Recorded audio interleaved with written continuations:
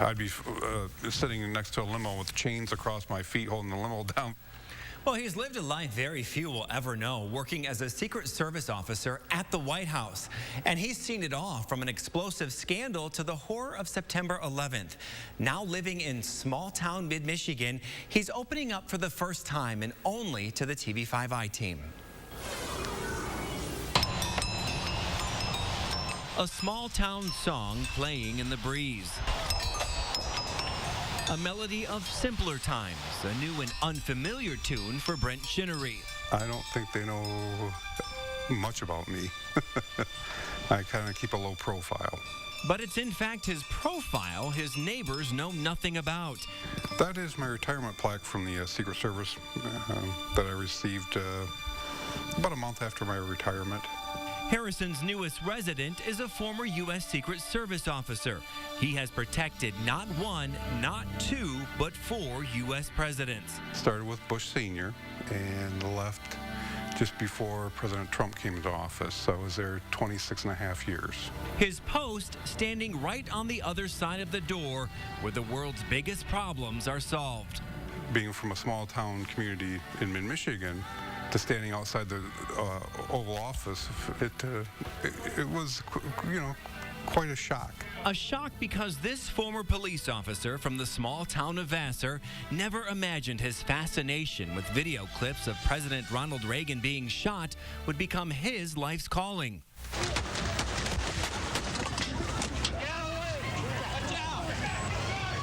Chinery never dealt with an assassination attempt on his watch, but says he was on the job during one of America's most terrifying days, September 11th, 2001. 2 airplanes have crashed into the World Trade Center in an apparent terrorist attack on our country. We thought one of the planes was coming to the White House. It circled by the White House and the monument, and then they decided to hit the Pentagon instead. It appears that an aircraft of some sort did hit the side of the Pentagon. President George W. Bush wasn't in Washington that day, but Chinery was. He recalls an eerie feeling lingering over our nation's capital, fear of uncertainty and the unknown. And while everyone rushed out of the city, President Bush rushed back to the White House. There was an airplane that was up and they couldn't identify it.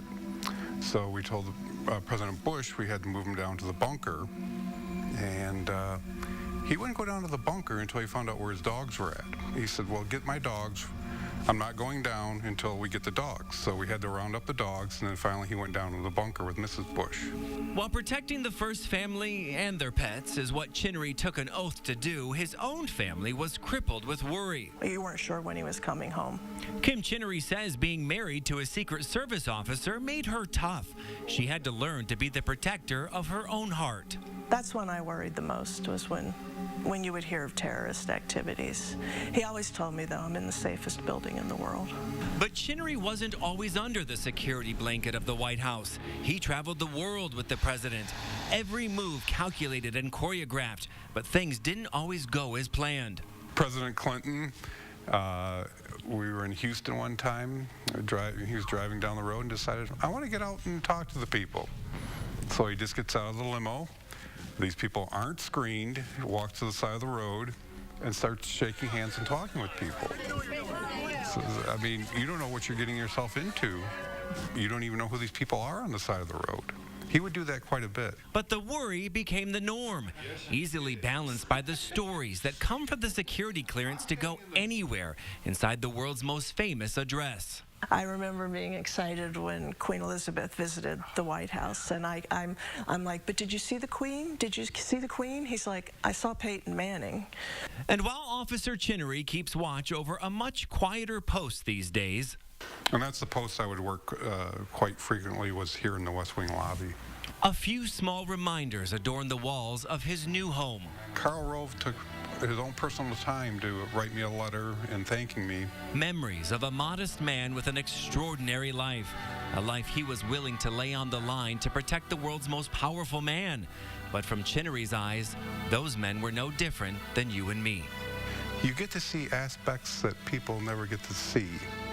like the president interacting with his family behind closed doors. They have the same problems that we all do with their children, and that's what I enjoyed most, was seeing how the president interacted with his kids and his wife and his family.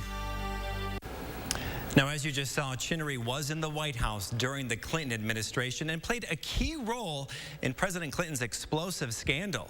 Tonight at 11, he told me things about the Monica Lewinsky days that he's never told anyone. You don't want to miss it.